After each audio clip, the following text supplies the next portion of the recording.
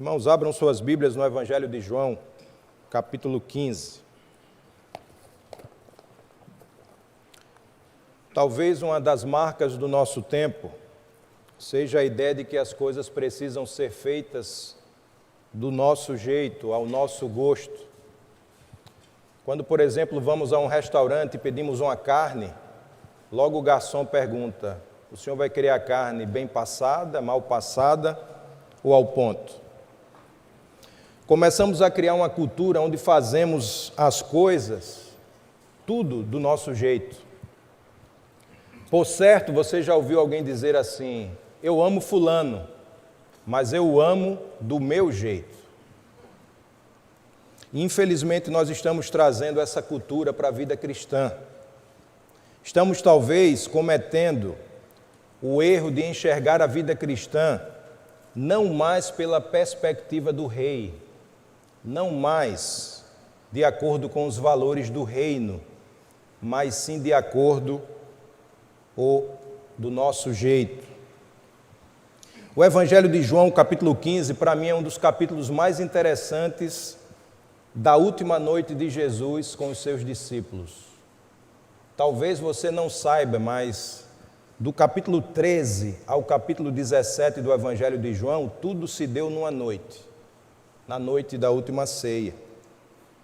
Se você parar para ler esses capítulos durante essa semana, eu recomendo que você faça isso durante essa semana, ler com atenção, você vai perceber que João capítulo 13, 14, 15, 16 e 17, Jesus estava ali o tempo todo inserindo, imprimindo, ensinando valores aos seus discípulos. No capítulo 13, por exemplo, Jesus ensina sobre serviço. E ele dá o exemplo lavando os pés dos discípulos. E eu quero abrir um parênteses aqui para dizer aos irmãos que serviço não falta na igreja. Você que pensa ou não sabe aonde servir o Senhor aqui, nesta igreja, saiba que não falta serviço. Você pode começar servindo ao Senhor, ali ajudando na recepção dos irmãos, ou quem sabe, se colocando à disposição para cuidar das crianças, e tantas outras maneiras de servir ao Senhor. Não falta serviço na igreja. Capítulo 14, Jesus se apresenta como o caminho, a verdade e a vida. E no próprio capítulo 14 ele diz: olha, não se turbe o vosso coração, creia em Deus, creia também em mim. Na casa de meu pai há muitas moradas, e se não fosse assim eu vou-lhe teria dito. Vou preparar-vos lugar, e se eu for e vos preparar lugar, virei outra vez, para que onde eu esteja, estejais vós também. Jesus plantando nos seus discípulos o valor da eternidade. No capítulo 16, Jesus fala muito sobre o Espírito Santo e o apresenta como aquele que nos conduz a toda a verdade. No capítulo 17, nós vemos Jesus orando não só por aqueles discípulos, mas também orando por nós, que um dia creríamos nele. Ou seja, Jesus passou aquela noite compartilhando valores que precisam estar gravados na nossa mente e no nosso coração, para que a gente não crie um cristianismo, para que a gente não crie uma vida cristã do nosso jeito, mas do jeito de Deus. E eu quero chamar nessa manhã a atenção dos irmãos para algumas verdades que nós encontramos nesse texto de João capítulo 15, que trará grande benefício não só para nós, mas também para a nossa família. Vamos ao texto. João 15, a partir do verso 1. Eu sou a videira verdadeira, e meu pai é o agricultor. Todo ramo que estando em mim não dá fruto, ele corta. Todo que dá fruto, ele poda, para que dê mais fruto ainda. Vocês já estão limpos pela palavra que lhes tenho falado. Permaneçam em mim, e eu permanecerei em vocês. Nenhum ramo pode dar fruto por si mesmo, se não permanecer na videira.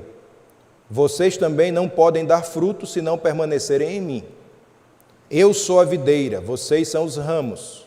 Se alguém permanecer em mim e eu nele, esse dará muito fruto, pois sem mim vocês não podem fazer coisa alguma. Se alguém não permanecer em mim, será como um ramo que é jogado fora e seca. Tais ramos são apanhados, lançados ao fogo e queimados. Se vocês permanecerem em mim e as minhas palavras permanecerem em vocês, pedirão o que quiserem e lhes será concedido. Meu Pai é glorificado pelo fato de vocês darem muito fruto, e assim serão meus discípulos. Como o Pai me amou, assim eu os amei. Permaneçam no meu amor. Se vocês obedecerem os meus mandamentos, permanecerão no meu amor, assim como tenho obedecido aos mandamentos de meu Pai, e em seu amor permaneço. Tenho-lhes dito estas palavras para que a minha alegria esteja em vocês e a alegria de vocês seja completa. O meu mandamento é este: amem-se uns aos outros, como eu os amei. Ninguém tem maior amor do que aquele que dá a sua vida pelos seus amigos. Vocês serão meus amigos se fizerem o que eu lhes ordeno. Já não os chamo servos, porque o servo não sabe o que o seu senhor faz. Em vez disso, eu os tenho chamado amigos, porque tudo o que ouvi de meu Pai, eu lhes tornei conhecido. Vocês não me escolheram, mas eu os escolhi para irem e darem fruto, fruto que permaneça, a fim de que o Pai lhes conceda o que pedirem em meu nome. Este é o meu mandamento: amem-se uns aos outros.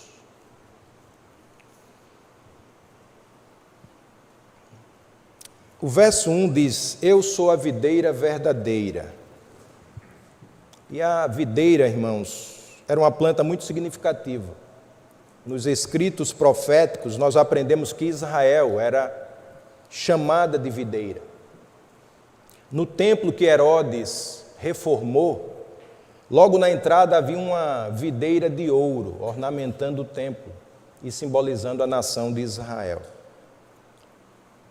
Mas se você observou bem o texto que acabamos de ler, deve ter notado que há uma palavra, há uma orientação que é falada por diversas vezes. Por pelo menos 11 vezes, Jesus usou a palavra ou conjugou o verbo permanecer. É como se ele estivesse a nos ensinar que um dos grandes segredos da vida cristã, ou melhor, um dos grandes princípios da vida cristã reside em permanecer.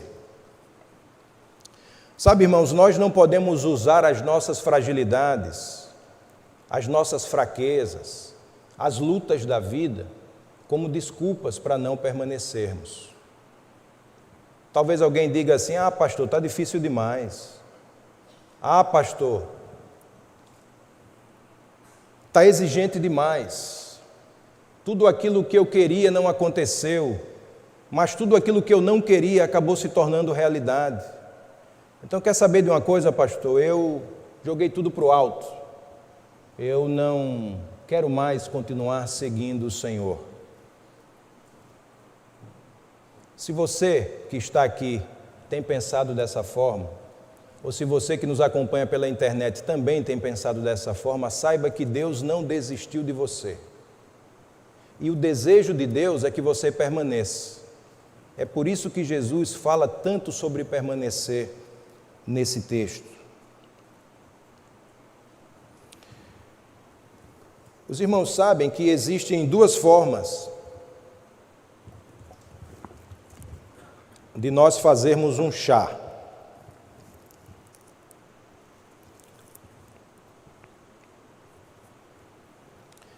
Nós podemos pegar o saquinho e ficar mergulhando o saquinho na água. E aí tenha paciência para isso, né? Mergulha, tira, mergulha, tira. Ou nós podemos deixar o saquinho aí, submerso na água. E se deixarmos o saquinho submerso na água, nós vamos começar lenta e gradualmente a perceber as transformações que vão ocorrendo. A vida cristã, a igreja, está dividida entre os mergulhadores e os que permanecem. Os mergulhadores são aqueles que entendem que a vida cristã ou o sucesso da vida cristã depende do esforço pessoal. Então ele fica o tempo todo entrando e saindo, fica o tempo todo vivendo numa inconstância. Mas aqueles que entendem que o princípio do permanecer é o desejo de Deus para as suas vidas, vão perceber que lenta e gradualmente começa a surgir na sua vida e na sua história um novo sabor. Começam a perceber lenta e gradualmente que a atmosfera vai mudando. E aquilo que antes dava tanto prazer, começa a não dar mais tanto prazer. Aquilo que antes era a sua maior alegria, que você pensava que não conseguiria viver sem, agora você começa a ver que consegue viver sem. Tudo porque você decidiu não ficar entrando e saindo, mas decidiu permanecer. Irmãos, entendam uma coisa: permanecer pode não gerar necessariamente um sentimento especial. Pode ser que você não se arrepie, pode ser que os seus cabelos não fiquem em pé, pode ser que você não sinta o seu coração palpitar, pode ser que ao permanecer você não tenha aquele choro convulsivo, pode ser que não tenha nenhum sentimento diferente, mas uma coisa tenha certeza: evidências começarão a surgir na sua vida quando você decidir permanecer. Quando permanecemos, irmãos, nós somos podados para darmos mais fruto. Quando permanecemos, começamos a experimentar respostas de Deus para as nossas orações. Não foi isso que Jesus falou no verso 7 do texto que lemos? Se vocês permanecerem em mim e as minhas palavras permanecerem em vocês, pedirão o que quiserem e lhes será concedido. Quando permanecemos, descobrimos ainda um aprofundamento no amor.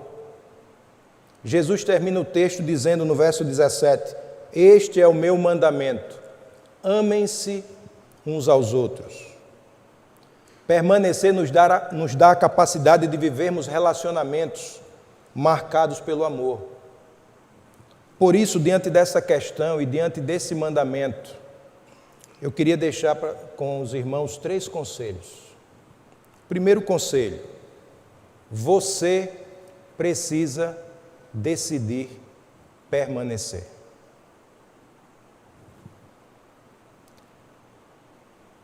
Pode até parecer meio óbvio, mas às vezes o óbvio precisa ser dito. A sua decisão decide a sua vida. A minha decisão decide a minha vida. Decisão pessoal. Eu não poderia, nem posso tomar essa decisão por nenhum de vocês, nem pelos meus filhos, nem pelo meu neto. Por isso o meu conselho: decida permanecer. A vida cristã é como uma escada rolante. Tudo o que nós precisamos fazer para chegar ao topo é manter os nossos pés firmes nos degraus. Se nós decidirmos manter os nossos pés firmes na rocha que é o Senhor, no tempo certo, nós chegaremos lá. Ao passo que o tempo vai passando, ao passo que as coisas vão acontecendo, você vai perceber que vai ficando mais forte. E eu não estou falando aqui, irmãos, de perfeição. Eu estou falando de coerência. Olha o que a Bíblia nos diz no Salmo 37, verso 24, falando sobre o justo. E o justo aqui, como nós sabemos, não é aquele que não comete pecado. É aquele que foi justificado pelo Senhor Jesus. Ainda que caia, não ficará prostrado, pois o Senhor o toma pela mão. Provérbios 24, 16. Pois ainda que o justo caia 7 vezes, tornará a erguer-se, mas os ímpios são arrastados pela calamidade. O chão não é nem o meu e nem o seu lugar. Você pode até tropeçar, você pode até cair, mas você precisa decidir permanecer. Imaginem, irmãos, um pai que vê o seu filho começar a andar e a criança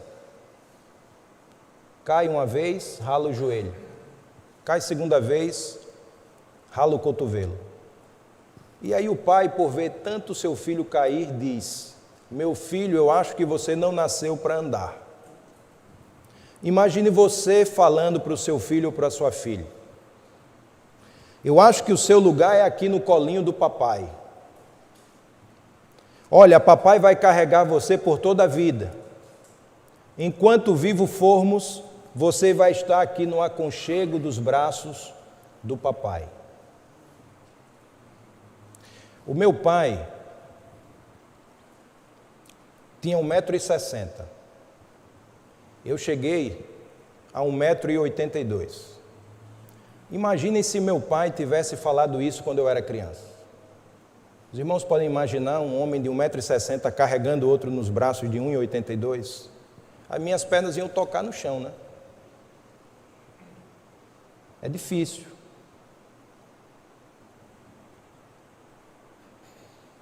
Quando criança, até um certo período, a gente consegue levar o nosso filho no braço, é até necessário. Ele não sabe andar ainda. Mas não a vida inteira.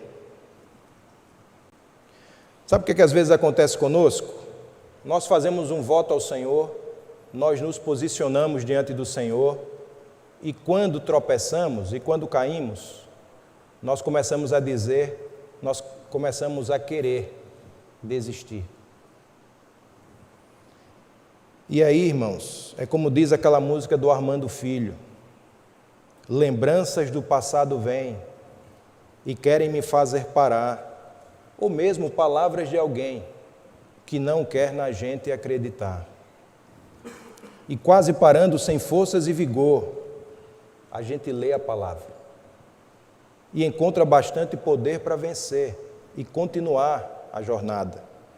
E ver que o passado ficou para trás, pois Cristo na cruz tudo já venceu. E saber que dele não lembra mais, eu canto para a glória de Deus. Nenhuma condenação há para quem está em ti, Jesus, cuja vida coberta está pelo sangue que desceu da cruz. É certo que provas virão, investidas do vil tentador, mas nenhuma condenação há para quem está em ti, querido Senhor. Por isso, meu primeiro conselho para você nessa manhã: independente de qualquer coisa, decida permanecer. Segundo conselho: suporte em Deus os tempos de poda. Verso 2: todo ramo que estando em mim não dá fruto, ele corta, e todo que dá fruto, ele poda, para que dê mais fruto ainda. A poda, irmãos, acontecia de duas formas nos tempos bíblicos. Primeiro, o viticultor, e Jesus disse no texto que o próprio Deus é o agricultor. Então, primeiro o viticultor cortava os galhos secos e mortos, que poderiam ser um vetor de enfermidade e prejudicar toda a plantação. Para você permanecer, Deus intencionalmente vai afastar de você pessoas que te afastam dele. E louvado seja o nome do Senhor por isso. Deus vai cortar aquilo que poderia ser um vetor de enfermidade. Saiba de uma coisa: tem gente que está do seu lado, está rindo com você, está se alegrando com você, está batendo palmas para você, mas não é bênção para a sua vida. No dia em que você decidir permanecer, saiba que ao passo que virão ataques do vil tentador para tentar te desviar, o Senhor Deus Todo-Poderoso vai começar o processo de poda. Você que está namorando, que bom que nessa manhã temos bastante jovens aqui. Você que está namorando, pretendendo casar, cuidado com relacionamentos tóxicos. Olha o que a Bíblia diz em Provérbios. Irmãos, Provérbios é um livro que deve ser lido todos os dias. Os princípios de Provérbios funcionam para todos aqueles que decidem praticá-los. Então, uma palavra para você, meu irmão, rapaz que está procurando uma moça, ou quem sabe já está namorando. Provérbios 21, 19. Melhor é viver no deserto do que com uma mulher briguenta e amargurada. A palavra de Deus está falando para você no português bem claro. Fuja da barraqueira. Verso 9. Melhor é viver num canto sob o telhado do que repartir a casa com uma mulher briguenta. Não sei vocês, mas eu conheço homens que passam sufoco por conta das esposas que têm. Passam sufoco. Você já pensou naquele homem que é casado com uma mulher policial, que anda com uma pistola 7,65 na bolsa e é daquelas briguentas? Deus o livre e lhe dê graça. Fuja da companhia de gente briguenta. Mas o livro de Provérbios não tem conselho só para os irmãos, tem também para as irmãs. Provérbios 22, 24. Não se associe com quem vive de mau humor, nem ande em companhia de quem facilmente se ira. Em outras versões, não ande com o homem iracundo. Pastor Norton esteve falando aqui domingo passado à noite sobre a ira nos relacionamentos. Sabe aqueles machões que dizem, olha, o que é que houve? Deixa que eu resolvo. Você está namorando com alguém assim? Ou quem sabe você está gostando de alguém assim? Cuidado. Fuja do homem iracundo enquanto há tempo. Não pense você que depois do casamento ele vai melhorar. Fuja enquanto há tempo, porque depois que casa, é compromisso para o resto da vida.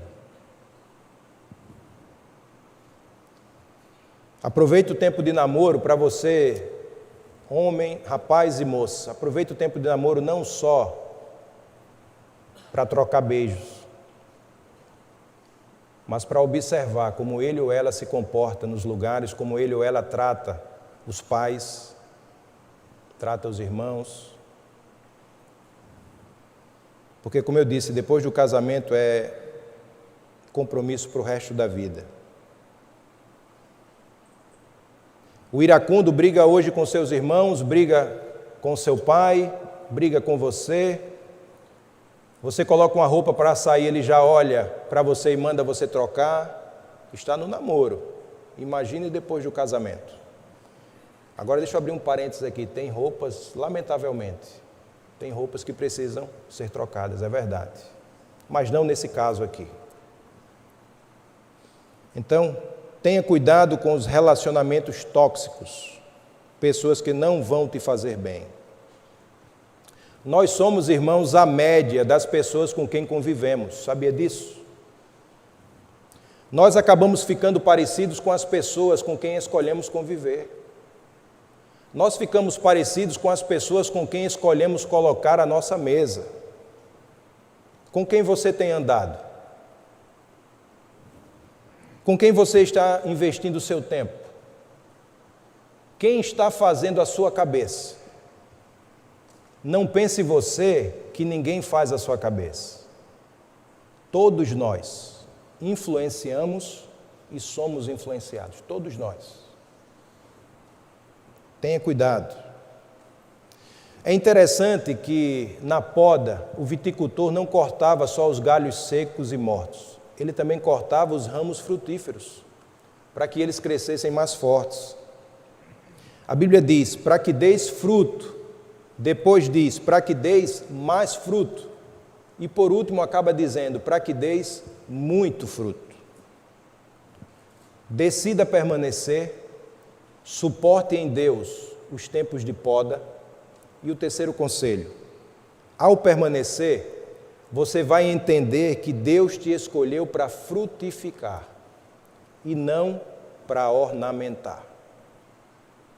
Verso 16: vocês não me escolheram, mas eu os escolhi para irem e darem fruto, fruto que permaneça, a fim de que o Pai lhes conceda o que pedirem em meu nome. Você nasceu com o propósito de frutificar. Irmãos, é muito bom olharmos aqui e vermos tantos assentos ocupados. E o meu desejo, a minha oração é que esse número cresça ainda mais. É muito bom nós olharmos as fotos, as imagens dos nossos cultos, dos nossos eventos, das nossas celebrações lá no Instagram ou no Facebook. É muito bom.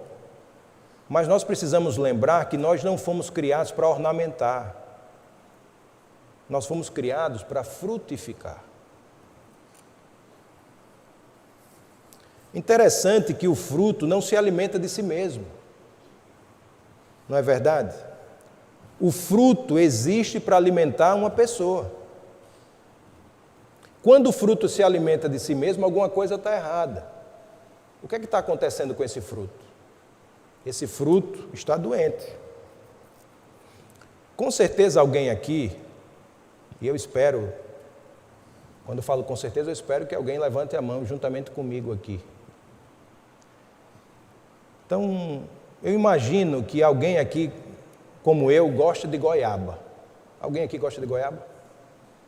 Maravilha, muita gente gosta de goiaba. Eu cresci numa casa lá em Maceió, uma casa que ficava próxima à praia, tinha muita fruta no quintal. E uma das frutas era a goiaba. Interessante que no quintal da minha casa era aquela goiaba que a carne é branca. E na casa vizinha era a goiaba que era com a carne vermelha, né? Então, quando estava muito enjoado de tomar suco de goiaba branca, a gente trocava, né, com o vizinho. Então, eu gostava muito de subir no pé da goiabeira e comer a goiaba. Mas, às vezes, quando eu mordia a goiaba, eu percebia que alguma daquelas frutas estava com um pedaço estragado. E tem gente que diz que só tem uma coisa que é pior do que comer o bicho da goiaba. É comer meio bicho da goiaba.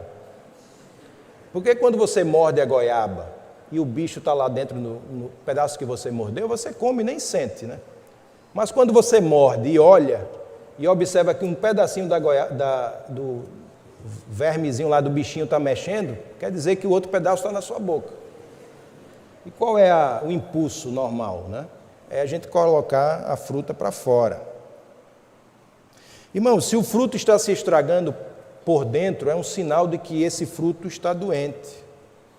E se a nossa vida não flui para abençoar outras vidas, é sinal que nós estamos doentes. Nós não fomos chamados para ornamentar, nós fomos chamados para frutificar. Olha, irmãos, sabe de uma coisa que é boa? É que quanto mais a gente permanece, mais forte vamos ficando. Quanto mais você permanecer, mais capaz de vencer as tentações, de vencer as provações, você vai ficando. Nós sabemos que o diabo não brinca de ser diabo. É claro que a gente não precisa ter uma visão neurótica dele. Porque tem gente que é neurótico, tem gente que vê o diabo em tudo, tem gente que espiritualiza tudo. Mas, por outro lado, nós não podemos esquecer que o diabo, nosso adversário, ele anda ao nosso derredor, bramando como leão, buscando a quem possa tragar. Então, o diabo, ele não brinca de ser diabo. Ele não cansa de nos apresentar a melhor proposta. Lá em Gênesis, nós vemos que no Éden a árvore era boa, agradável aos olhos, desejável para dar conhecimento. O diabo coloca coisas diante de nós que mexem com aquilo que João Esse mesmo João do Evangelho escreveu na sua primeira carta, no capítulo 2, verso 16, que mexe com a cobiça dos olhos, com a cobiça da carne e com a soberba da vida. E como é que você consegue vencer isso? Você conseguirá vencer, você será fortalecido ao passo que você decidir permanecer.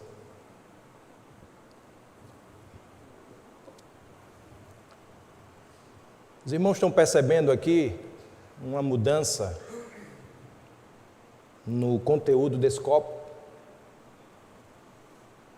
Ele não só mudou do ponto de vista da estética, da aparência. Ele mudou também na sua essência. Quando você permanece, mudanças profundas começam a acontecer na sua vida e na sua história. Mudanças começam a acontecer não só na sua aparência, mas sobretudo, na sua essência. Quem sabe hoje é o dia de você tomar uma decisão de permanecer, de manter os seus pés juntos ao Senhor Jesus. Se você e eu que somos responsáveis por nossas famílias,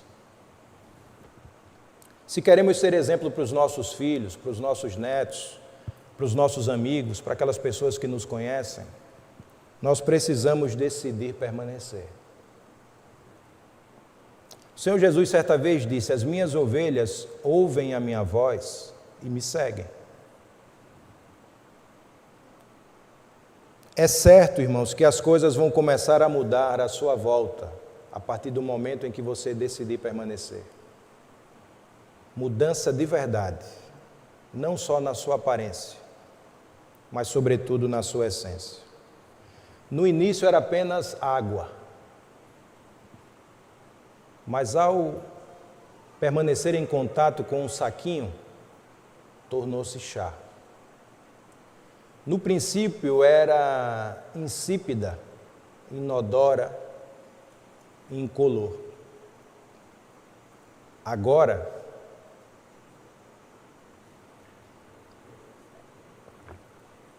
tem sabor, tem cor, tem aroma.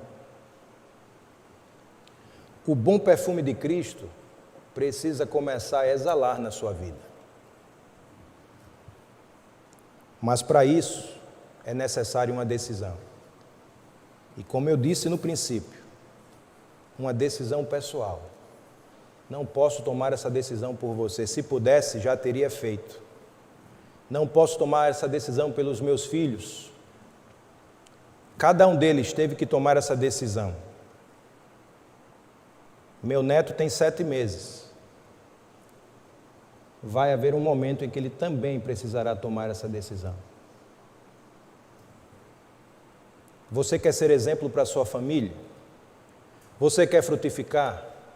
Então você precisa decidir permanecer. O seu compromisso com o Senhor, o seu nível de permanência, determina aonde você vai chegar. Quer chegar longe? Mantenha os seus pés firmes na rocha, que é o Senhor Jesus. Na última segunda-feira, partiu para a eternidade a nossa querida irmã Uda Arruda, diaconisa dessa igreja desde 1991. E durante o culto de celebração a Deus, culto de gratidão a Deus pela sua vida e pelo seu exemplo, o exemplo que ela deixou, o legado que ela deixou para nós, nós ouvimos muitos testemunhos verdadeiros de que ela frutificou, deu muito fruto. E sabe por que isso aconteceu, irmãos? Porque um dia ela decidiu permanecer. Deus a abençoou com 88 anos.